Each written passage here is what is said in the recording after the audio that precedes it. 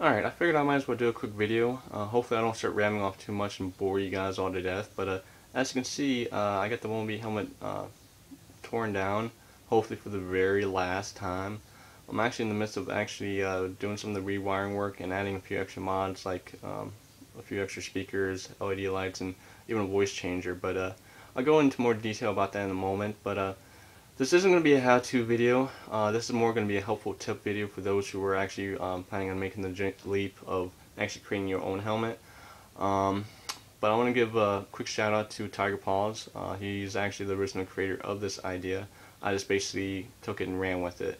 Because originally it was supposed to be a simple project for a Halloween costume party, but it actually grew into something a lot more.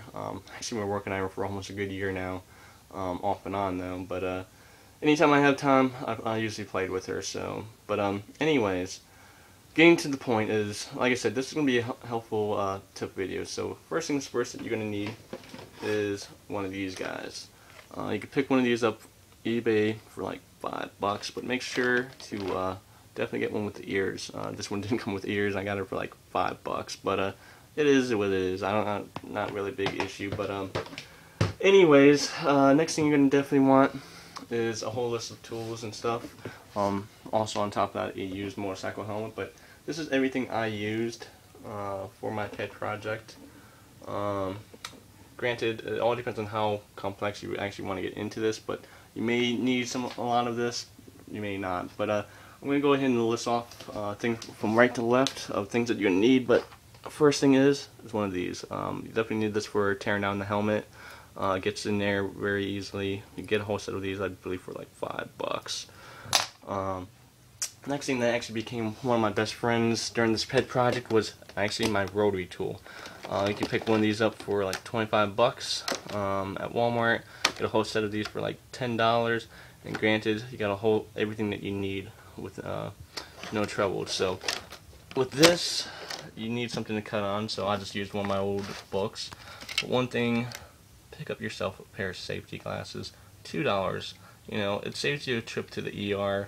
And whatnot, so you know, don't cheap out on that. The next thing that you want is a set of what are they called? Filing set. It's basically pick these up for like $2. It helps definitely clean up all the edge lines and everything like that. Especially if you're going to be doing painting and on the plastics. So definitely pick up a set of these if you're going to be using the rotary tool. You could also have your drill. You may need to use that for making a few holes in certain things and whatnot, or screwing stuff in. But I know Tiger Paws recommends using small screws for your helmets. I have a little bit of controversy with that. Now granted, they only pierce into the first layer of the helmet, but they actually can, depending on how deep these go, can actually destroy the inner layer of the helmet. Let me go ahead and explain that for a moment. So let me go ahead and pull out one of my old helmets. This is actually my next pet project. So this is going to be the Optimus Prime.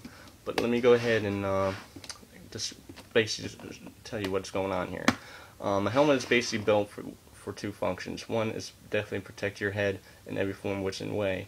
So it's built in two things. One, the outer layer, and then the inner layer.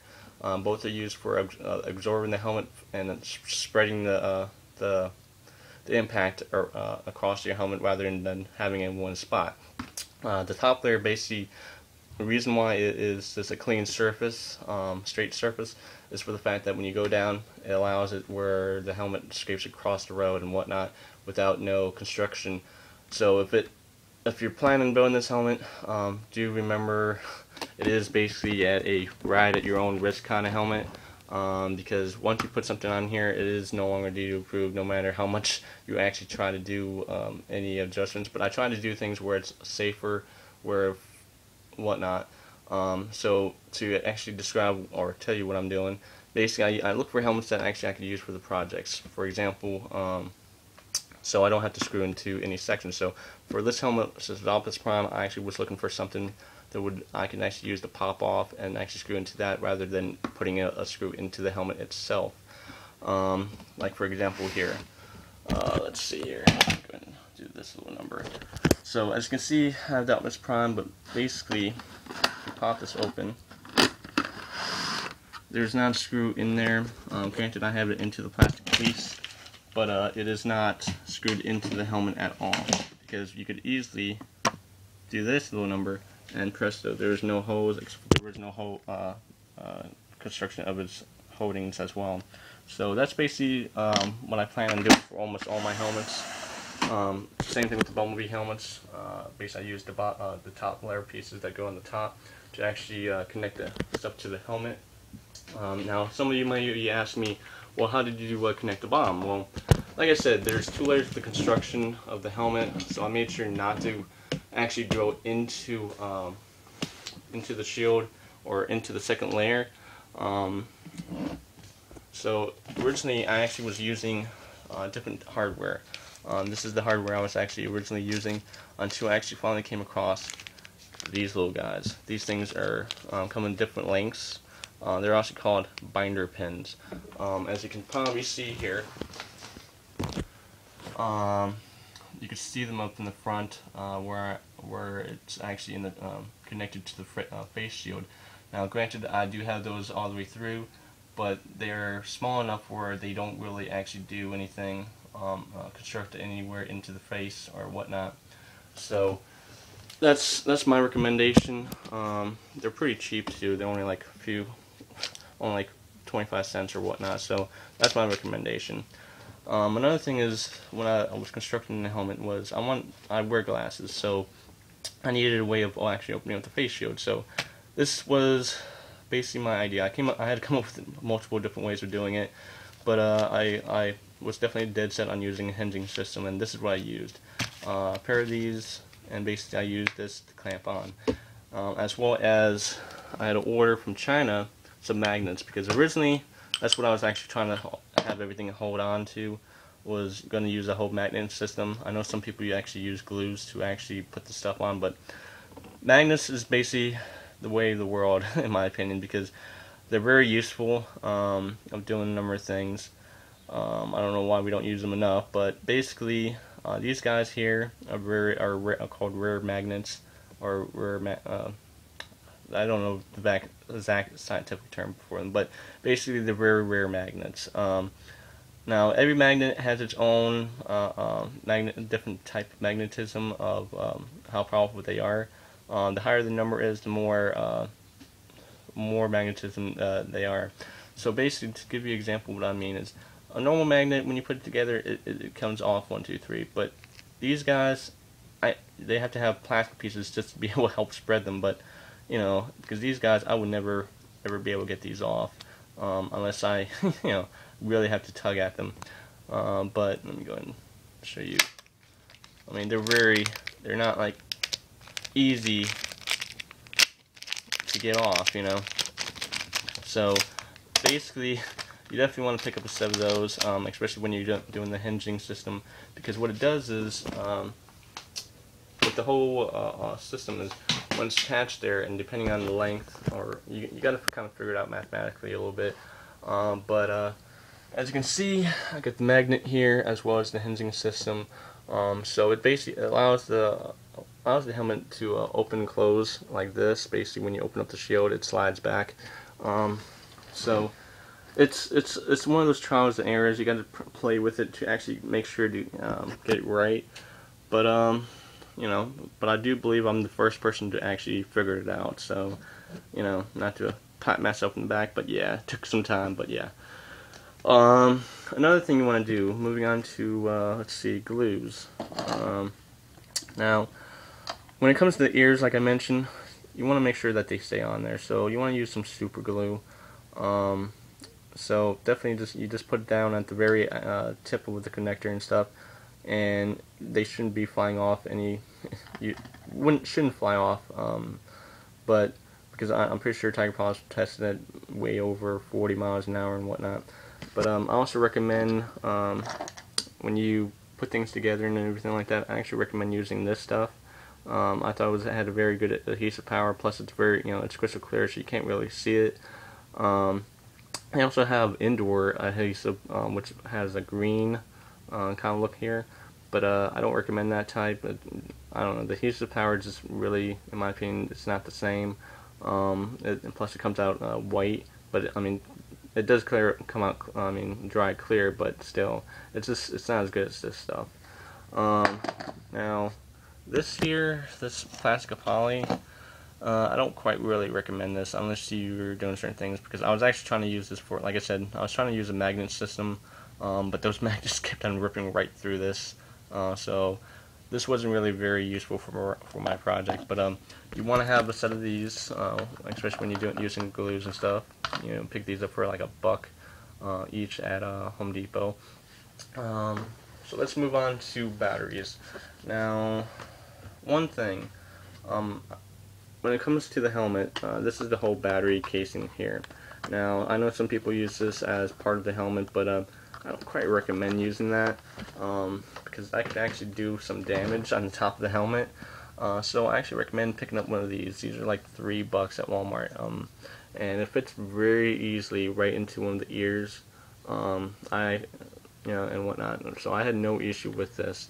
But because I'm actually doing some extra mods, because as you can see, I got the FX sound system over here that comes with the helmet with the original speaker, as well as the voice changer and its original speaker. I'm actually planning on putting one over here, a speaker on this side, because at the moment, the system works fine, but each speaker works off its own thing. So what I'm actually doing is I'm running the speaker line through each one, so the whole system works together as one. So people aren't having to lean in to hear what the helmet is. They could actually hear it from the front to the sides and whatnot. So that's basically what I'm doing at the moment. But in order to actually fit another speaker on that side and whatnot, I have to get rid of this sucker. This here is actually, if you count it up, it's 1.5 for each battery, so it's 4 volts. So this is what's used for both my the FX sound system and the voice changer. This here, it may look small, but it's very useful. It's for 2 reasons. 1, it's compact, and 2, it's a 3-volt lithium battery. Now, this guy should last a lot longer than that. Not 100% sure why, but because of it being lithium, it's a better material, has a better flow of electricity and whatnot, even though it's only a 3 volt. But definitely pick one of these up if you're not going to be using the voice changer that much, or FX sound system that much. So another thing is, because I'm actually planning on installing LED lights, which I got going on. I got red and I got yellow. So that's going to be for both brakes and turning signals. So what I'm doing is, so to allow me to actually have the helmet be lit up while I'm actually walking around a con, like MegaCon or MetroCon or Tampa Bay Comic Con or whatnot, or any of the cons in Florida. It's basically, I'm going to be using a 9-volt battery. Now, granted, LEDs are 12 volt, but this has enough power to actually push out. Granted, this is a cheap battery. I'm planning on actually getting one of those lithium batteries for like $14. But so that's basically the whole issue with the batteries. But like I mentioned, I'm gonna actually have the lighting actually conjunct with my motorcycle. So what I'm actually adding into the system, which originally I was planning on using these. Now these would be very useful, but because I'm actually also doing braking system as well, I have to actually build some of my own. So these are both male and female connectors. These will be actually be able to go through.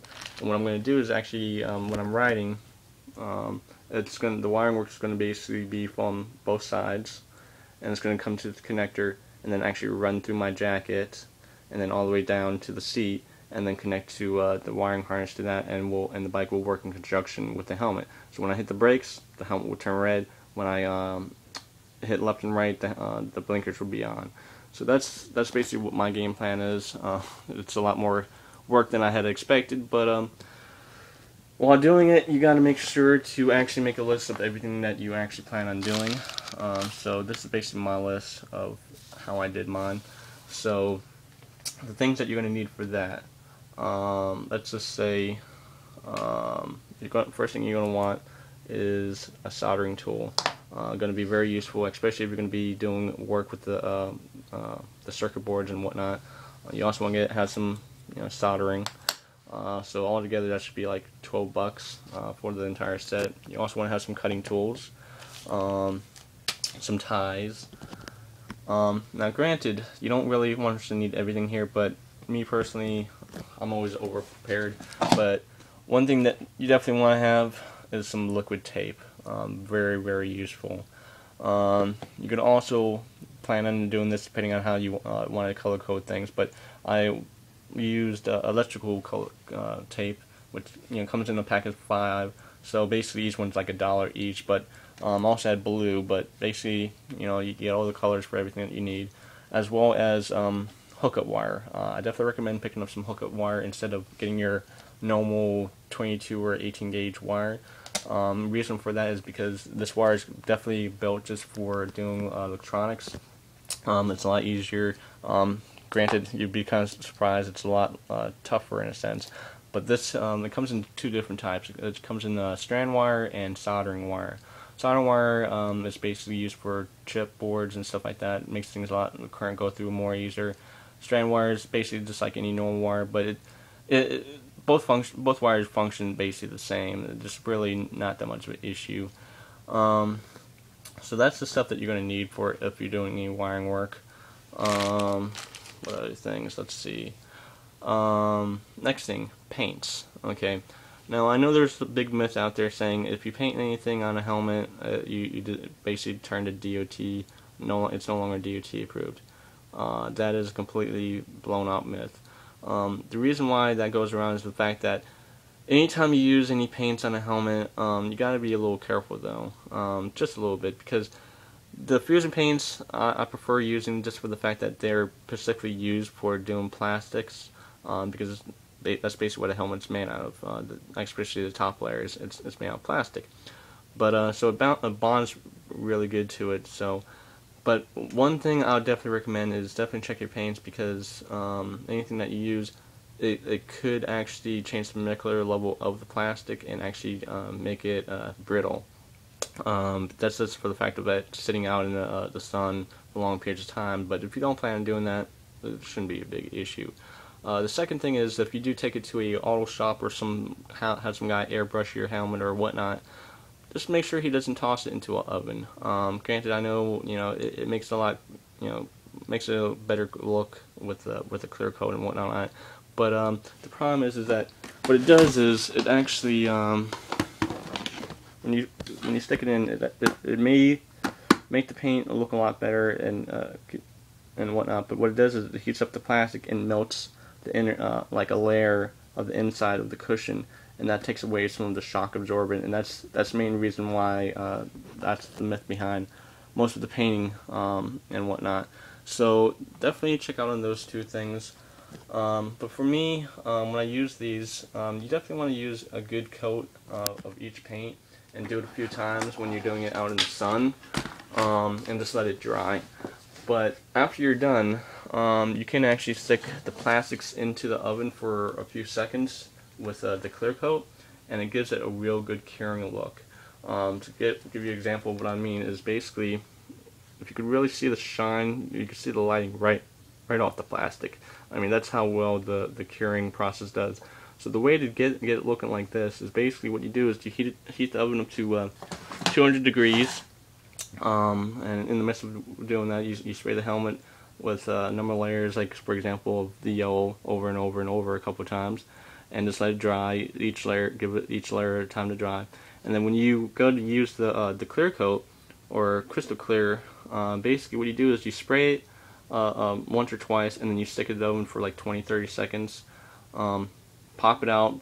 You don't want to have it staying there for too long because you'll melt the plastic. But and you do that at least 4 or 5 times, and it will come out really, really nice. So that's definitely a trick that you definitely want to use when you're doing the plastics and whatnot. But when it comes to doing helmets, when you're shaving the helmet with the sandpaper, I do believe it's 200 you're supposed to use. All you're doing is just basically you're taking off just the the clear coat level. Now, granted, this helmet was actually wrapped, so you want to get all this stuff off first, and then basically what you do is you just want to rough it up. It's going to look kind of fuzzy like and everything like that. And what you do is, after it's done to a certain extent, what you do is you clear off the entire helmet, just give it a quick wipe, make sure it's dried, and then then you start doing the whole process. And if you're definitely going to be doing the helmet, one thing that you want to make sure to leave on any helmet that you work on is the DOT or snares approved section completely alone. Now, granted, this one looks like it's a sticker. I could probably take that off and put on something else, but that one there, I don't believe it was basically straight on the helmet, so I had to actually paint around it. But you want to leave that for one main reason: you do not want to get a ticket from some dickhead cop, just trying to get out there with his ticket book and whatnot. So definitely leave that on, because you're definitely gonna be, when you ride around, you're definitely gonna get a lot of people looking at you, and especially cops are gonna be like, definitely gonna want to check you out. So definitely make sure to keep that on. Another thing is pinstriping. Pinstriping is going to be very useful, especially with a razor blade as well. Two things that you definitely want to use, especially when you're coming up with some designs and whatnot. It basically, it's very, very useful. Another thing is, which I forgot to pull out, is tape. I actually use blue tape, which I don't know where it is right now, but I don't recommend using the blue tape. I heard a lot of good things about the fog tape, which is green, so it doesn't allow the paint to be actually bleed through it. Let me see. Let me go ahead and actually see if I can show you. Hold on. So basically, as you can see, I actually used the pinstriping to actually cover up some of the issues. But as you can see all the way around, that's what I meant by leaving the DOT approved. So yeah, granted it doesn't look that pretty, but hey, it saves you from a ticket, And if you're going to be asking about the vinyl stickers and whatnot, let's just say I went on a manhunt for them. So did a lot of work. Actually, a lot of the design actually came from one of the helmets I actually seen on eBay, which I was trying to win. But yeah, so basically this is all the work I done to her. So I put a lot of time and effort, not to mention, So basically that's everything I got here that I could actually think of. So yeah, anything else? If you guys have any questions, oh, another thing, just was about to almost forget about is the tint. Different ideas. There's actually a technique that you could actually use for clear helmets, or clear visors, I mean. The thing is that I haven't done it myself yet, but I actually seen it on eBay, I actually seen it on YouTube, is the fact that someone actually took a visor that has a fog, what's it called, anti-fog on it, and basically used the, dipped some, dipped some inks into the water, dye inks, and basically stuck the visor in for almost 5-10 seconds, and it comes out really, really nice. They've done it a few times, and I don't know. I mean, it's definitely worth the try to actually see if it will work. Some people say if you don't have the anti-fog stuff on there, you can actually use the stuff that you actually you can buy at like AutoZone, and actually put it under the shield, and it should actually take as well. That I don't know. Like I said, I haven't done it myself. But one thing I came across is actually called electrical tint. Now, granted, this kind of looks like crap at the moment, because this was actually a malfunction that happened where some air actually got into the helmet. I don't know. A lot of, like, before it was just a little spot, but when I took it off the face shield, it actually just basically got a lot more air into it. So that's what it looks like now. But so I actually went and complained to the company, and they actually sent me out the newest model. So I definitely give a thumbs up for that. So basically this is what it's supposed to do. So it's basically clear and then dark. All you do is it allows electrical current to basically go into there and actually darken the shield, kind of like a witch watch that you would actually be using. So it's definitely a unique item in my opinion for those who are willing to actually put down the money for it, because it actually cost me. It wasn't really that expensive, but if you were to actually buy it off retail, it was actually about 120 bucks. So it's your opinion or your choice to actually pick one up for your pet project. But yeah, so that's basically everything I can think of at the moment. If you guys have any other questions, feel free to definitely hit me up. I'll be more than willing to actually answer any questions. Now, but like I said, if you do plan on jumping into this project, do remember it is a ride at your own risk project, especially if you're going to be riding around town with it, with your with the helmet and whatnot. So definitely make sure to remember that. All right. So I guess I'm out of here, and definitely enjoy your creations. Get out there and be creative now. All right, and check out Tiger Paw's page now. All right. Bye.